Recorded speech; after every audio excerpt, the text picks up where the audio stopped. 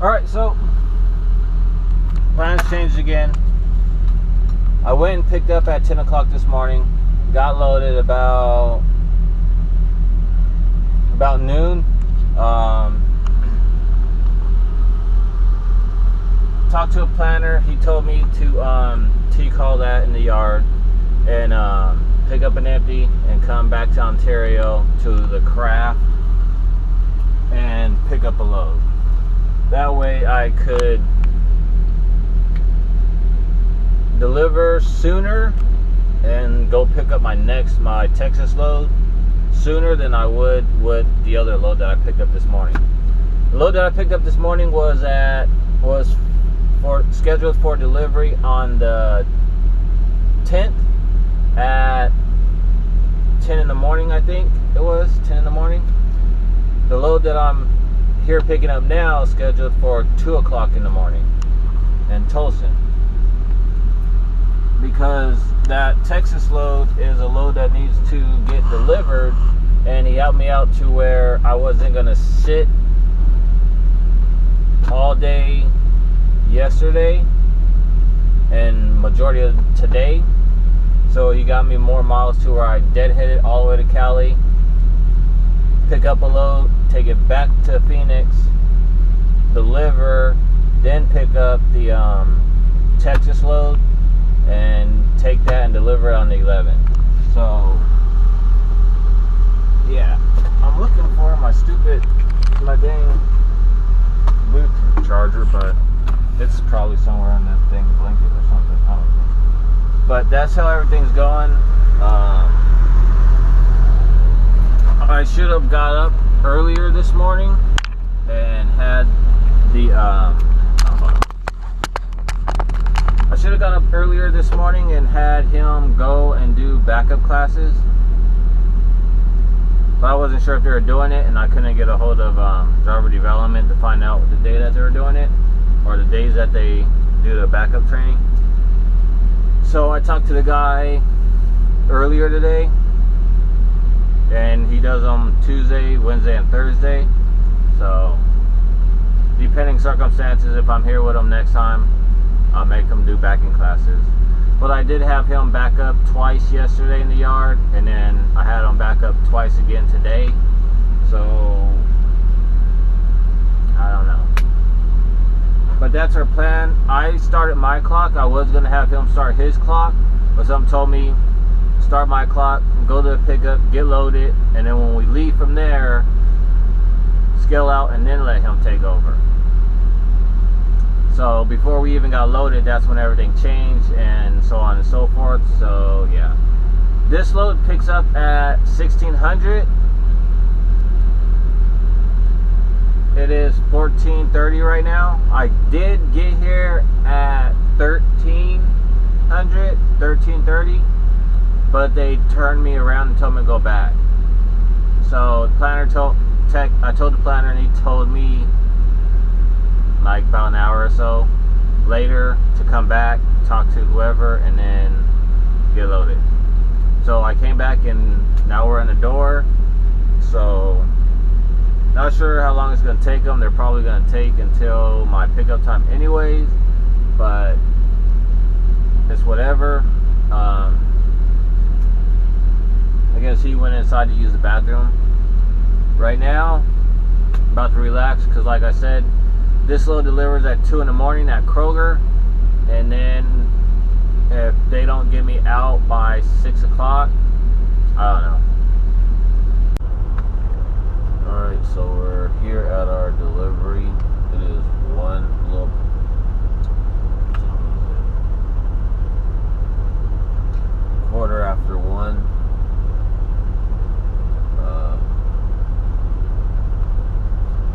Depending on what happens, I'm going to try to get at least an hour or two of rest, wake up, hopefully we'll be done, but I don't know.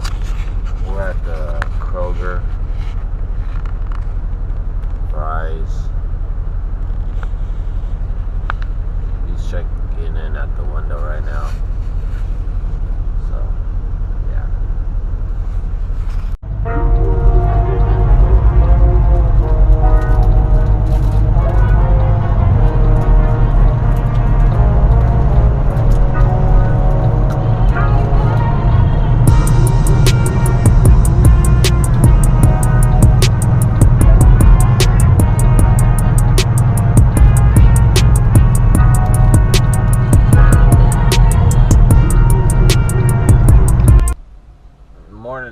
everybody. We are in the Phoenix yard. Why, may you ask? Well, we had a 2 o'clock delivery, and we got there and everything. We got there about 12 o'clock. Let's say 12 o'clock. We parked right outside, and then we delivered, because we had a 2 o'clock delivery. We didn't get out of there until fucking 7 o'clock this morning. So, leave, I go pick up my load.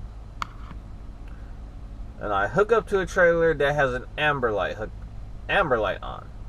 Well, this is a dry load, right? Except for 65 to 75. Dry load. So, it's not a big deal, but the reefer won't come on. And, well, the reefer was on, but like I said, the amber light was on. So I looked at the alarm. It showed, start, some crap about stall.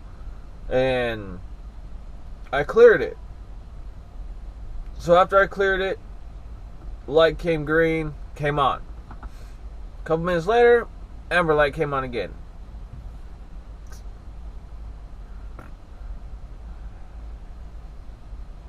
So, I checked the alarm again. It shows low refrigerant. Great. So I cleared it again. It just did cycle all over again. So I came to the yard, told them, they changed the tire on it, they fixed the light on it, and then they red tag it and tell me to park it over there, and then tells me that the yard dog will bring it over here and they'll get to it. Well, what's the ETA? Well, I don't know. So now I'm waiting for a guy, because they parked it over there. You're not going to be able to see. It's right over there. So, it's parked over there, and I haven't seen anybody go to it yet. So, I don't know what the deal is. I used to know a couple of the reefer mechanics over here, but I'm not seeing any of them. And they usually get me in and out, but I don't know. Don't see them. So, I'm just waiting now. I think they might be going to it now, but no guarantees. So, we'll just have to find out. So now, I'm just sitting here waiting. This load delivers at 5 o'clock in the morning in Humboldt, Texas. So yeah, I was clocking the if make it on time, depending circumstances. Probably be there early. Not anymore. And that's including 30-minute breaks. Alright, heads up. Mechanic just came over, talked to me, asking if that was my reefer. I was like, yeah. Cool guy. He's like, well, it's showing there's none in it. Low compression, low everything. It's showing there's really nothing in there. Normally, if it was just low, it would stay running to an extent, but it really just cuts off like a minute or two afterwards. And that's either on continuous or stop and start. And it doesn't come back on. So he's saying it's most likely there's none in there. There's a leak somewhere. But he can't verify that until he checks it out, and it's a carrier.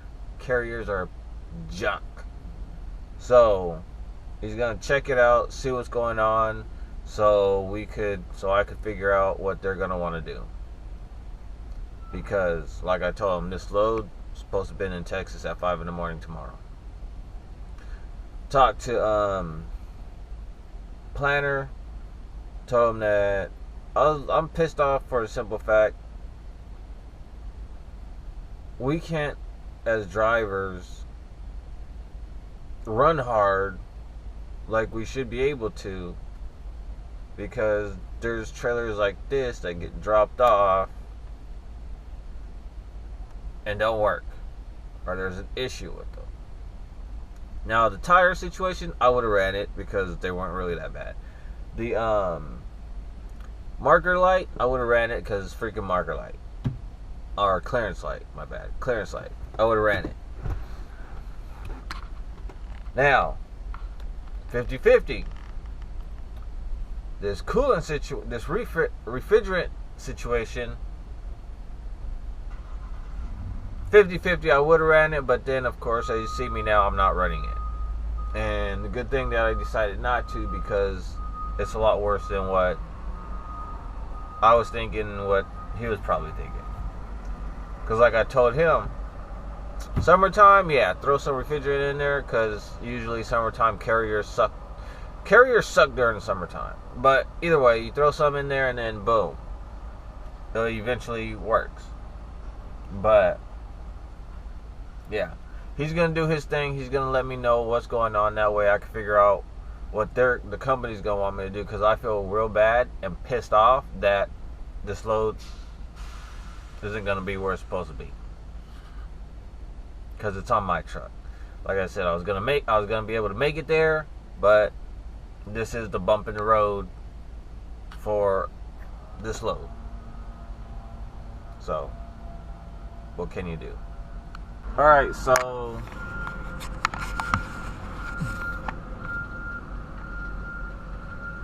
somebody from freaking West Deruba Valley called me trying to get the rundown on what's wrong with this reefer or what's going on with it.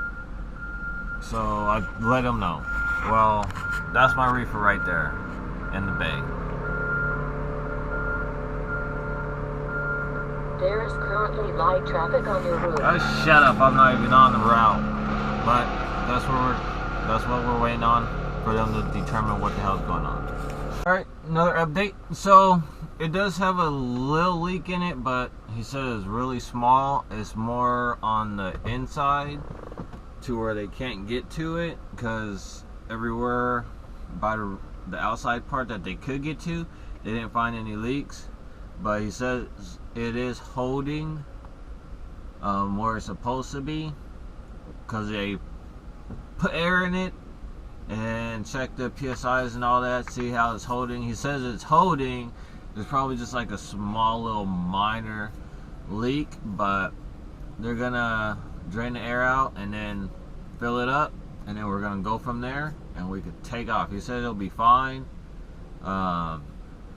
So yeah, and if they have to fix it on the insider's trailer, then it's kind of pointless on sitting here trying to figure out what they're gonna do, because there's product in there. So told him to give me a wave, let me know when he's done and it's situated, so I could hook up to it and get out of here. I was hoping to get some hours in off of my clock, and then let him take over, since he could only do daytime driving. But so we are hooked. As you can see the trailer in the mirror. We're going to try to scale out real quick before we take off, because they're saying this load is 42,000 pounds, but I just don't feel that weight on it. But double checking since we're here, and we're about to head out.